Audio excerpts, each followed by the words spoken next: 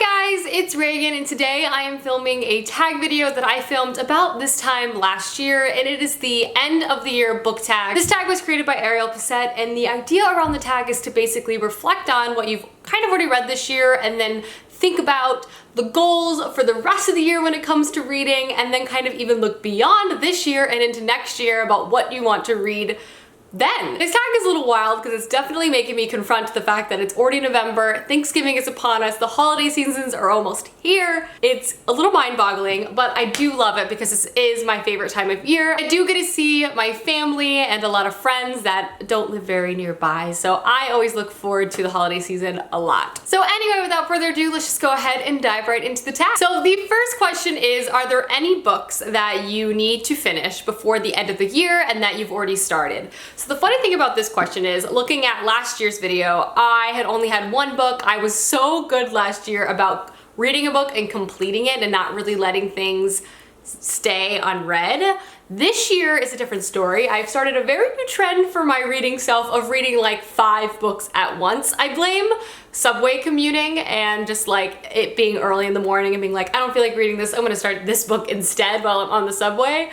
But anyway, that has resulted in me having quite a few started but not finished books, so let's chat through them. They're all great, loving them all, want to finish them all. First one is Kingdom of Ash by Sarah J. Maas. I am taking a little bit longer to read this book than I guess I was expecting. Nothing against this book, I'm actually really liking it so far, but I'm about 200 pages of the way through and definitely gonna finish it this month. I have no worries about that, and I'm filming a spoiler reading vlog experience of this. But yeah, I definitely need to finish this before the end of the year and definitely before the end of this month, but I am currently reading this, hence why I just have the dust jacket. Next up is A Bridge of Clay by Markus Zusak. I'm about 150 pages away through this. This is Markus Zusak's newest release and one that I thought I would read in a few days, but has now been like 5 weeks. The narrative style is a little difficult for me to get into, but I am really enjoying the story. This was my commute book until Kingdom of Ash came out, and now they're kind of like competing for my time on the train. That being said, I do believe I'll be able to finish this before the end of the year. I am really liking it. It's just different than what I normally pick up, especially right now. It is a contemporary fiction novel about a family in Australia. I don't really read a lot of contemporary often, especially ones that don't contain like a larger mystery. This is truly like contemporary life fiction. That being said, I'm really enjoying it, but definitely have to be like in the mood in the morning to pick this up. And the last book I have started and not finished yet is Devil in the White City by Erik Larson. This is one I started in October, and I've read about like 40 pages of this, so I'm not super far, but I do really want to finish it before the end of the year for a lot of different reasons. One, I think it really encompasses a lot of what I'm trying to read more maybe next year. It's a genre that I haven't read a lot of, this kind of non-fiction, literary fiction, as well as it's a mystery thriller with a very dark center, which I think is why it's taking me so long to read, because I just get so scared every time I pick this book up. Even though I haven't really come across any scary material yet, it's like the anticipation, like I'm waiting for it to happen. But regardless, I'm really happy I am reading this, albeit slowly, but I'm still trying. I mean, I read Night Film by Marisha Pessl, which is terrifying, like to my very bones, but it's also one of my favorite books of all time. So I'm trying to not be such a chicken and like put myself out of my comfort zone more, which is kind of what's up with this. So I'm gonna keep trying to read this and hopefully finish by the end of the year. Next question is, do you have an autumnal book that you plan to carry over into the winter season?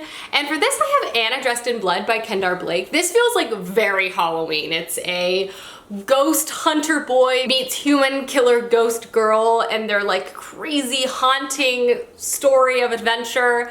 I love Kendar Blake's Three Dark Crowns series. I've heard really good things about this series. It's also a really dark story, but it's very short and one that I think I'm actually gonna really love. So I want to pick this up even though it feels more of a Halloween tale than kind of like a Christmas time warm spirit tale. But you know, there's spirits in here, like undead spirits, so there's that. Next question is there a sequel that has not come out yet that you're still waiting for before the end of the year? And for me, this has to be the sequel to Nevermore, which is a book I read last December and it made my top books of the year. An incredible, fun-filled, magic-filled middle grade story that was just so creative. It kind of combined a lot of traditional like magic, fantastical elements to this sort of like unlucky magic, and that there's like black cats and like luck kind of was its own magic in this story, which I thought was really interesting. I loved the first one. I loved the characters. I loved the world and the setting, and I actually think I might try to reread it before the sequel comes out, which is very soon. But regardless, if I do end up rereading it or not, the sequel is one that I have been dying to pick up since I completed the first one back in December. It is such like a joyous, fun, filled middle grade story that I think is just perfect for the season. It really embodies the genre in my opinion, and I just loved it so much, so can't wait for that book. Next question is there a book that you think could still shock you and become your favorite book of the year? I don't know, guys. I think I'm just gonna throw Kingdom of Ash up here. Last year, I slept on Tower of Dawn, read it, loved it, was one of my top books of the year. So I'm thinking maybe Kingdom of Ash could shock me like Tower of Dawn did. That being said, I have pretty high expectations going into this compared to the expectations I had for Tower of Dawn, but I've also heard such incredible things about this concluding novel that I don't know, like, guys, this might be it. Like, this might be my ultimate fangirl novel. Well, like, we're just gonna have to wait and see, but like, I don't know, this might top the charts. If any, it might just make the chart, which in my opinion is still like great. I mean, I read a lot of books, so making that top books of the year I think is pretty dang impressive. So I don't know, I'm gonna give it to this book. I think it might be able to do it. Oh, I just noticed the back, it's really pretty. Next is, what are 3 books you want to try to read before the end of the year? Next up is The Bands of Mourning by Brandon Sanderson, which is a Mistborn novel. I read the first book to this Wax and Wayne series back in October and really enjoyed it. It was Alloy of Law.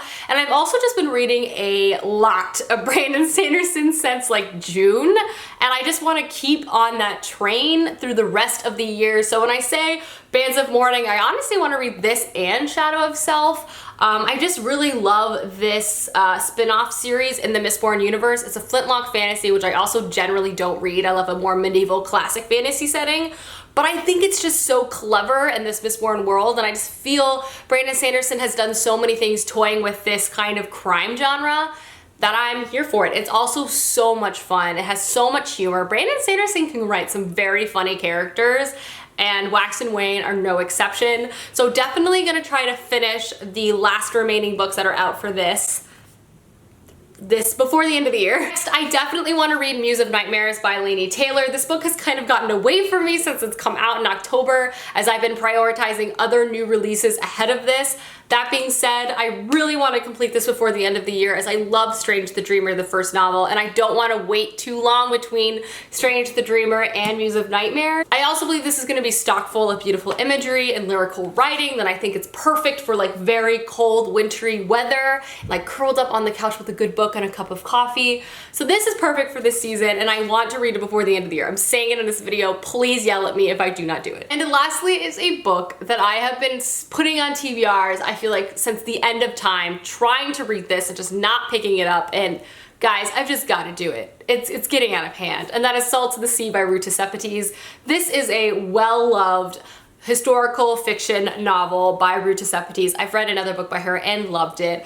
This is apparently very, very sad, but it follows multiple perspectives of different people on the ship that's, I believe, heading to America or somewhere else during World War II, and apparently it's a larger tragedy than the Titanic. I think I've been putting it off because it's so sad, but at this point, I've been wanting to read this book for so long. So many of you guys have been wanting me to read this book for so long. It just needs to happen. I need to read it before the end of the year. And with the cold and the snow coming, it seems very perfect. So I think I'm gonna do it. I finally think I'm going to do it. And the very last question of this tag is, do you already have some reading goals for what is now, what year is it? 2019? Are we in 2019 or are we in 2018? What year is it? It's 2019. The reason why this is confusing for me is because my company I work at, the client is like 3 months ahead quarterly, so our fiscal year 19 has already started, so I'm like, wait, fiscal year 19 is already here, so does that mean it's 2020? And then I just thought I lost a whole year of my life. I had a bit of an existential crisis. But anyway, to answer the question, yes, I do already have some kind of broad reading goals for next year, which I'll definitely chat through more in January, but I want to try to read more nonfiction, which was definitely a goal I had last year as well and failed miserably at, so I'm gonna put it back. I'm gonna put a little more pressure on myself to try to read more nonfiction. And then I also am trying to read a little more literary fiction this year, which I feel like I've started to do a bit more at the end of the year. I was so good about this, I wanna say in 2017, and just have fallen off the wagon completely. And I have read some books recently that I've loved that kind of have fallen more into that adult literary category. So I'm just trying to continue to kind of push myself to read things from a variety of different places to keep things fresh and interesting. Hey guys, that is the end of the year book tag. Let me know down below some goals that you have for the rest of the year yourself, because I would love to know. And I'll see you guys soon with another video soon. Goodbye.